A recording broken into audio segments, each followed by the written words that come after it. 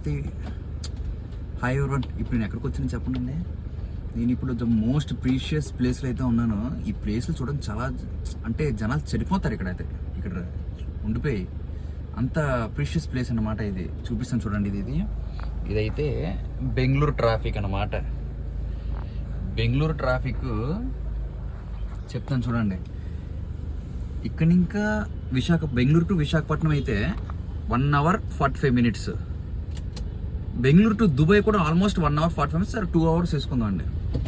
నేను మార్కెట్ నుంచి బాన్స్వాడకి వెళ్ళడానికి నాకు 2 hours చూపించింది. అలా ఉన్నాయి అయితే ఇక్కడ దోల.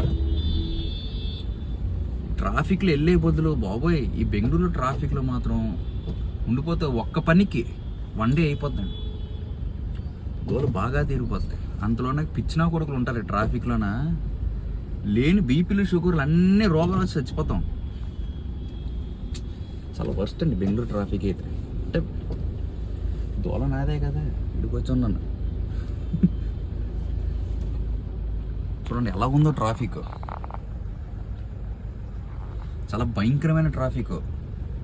ఫుల్ హాఫ్ ట్యాంక్ ఉండేది వచ్చేటప్పుడు ఇంకా. ఇప్పుడు చూడండి ఎక్కడి వరకు వచ్చిందో. అదా ఇంజిన్ పెట్రోల్ నీళ్ళు తాగినట్టు తాగేస్తుంది. హద్దు పొద్దు లేదు. ఇక్కడ ట్రాఫిక్ ముందుకు వెళ్ళాలంటది, కాలు పట్టేస్తుంది. ఎంత దోల చూడండి మనకి. దోల తీరిపోద్ది బెంగళూరు ట్రాఫిక్లోనే. ఎవరైతే డ్రైవింగ్ రాదో నా కొడుకులు చాలా అదృష్టం చేసుకున్నారు. డ్రైవింగ్ ఎవరైతే రాదో, డ్రైవింగ్ వచ్చని బిల్డప్ కొడతారు చూడు. బెంగళూరు ట్రాఫిక్లోకి వచ్చి డ్రైవ్ చేయండి, దోల తీరిపోతుంది. డ్రైవింగ్ రాలేన్నారండి, ఎవరైతే రాదు కదా డ్రైవింగ్, చాలా అదృష్టవంతులు. దయచేసి నేర్చుకోకుండా అన్నీ మూసుకొని పక్క సీట్లో కూర్చోండి చాలు.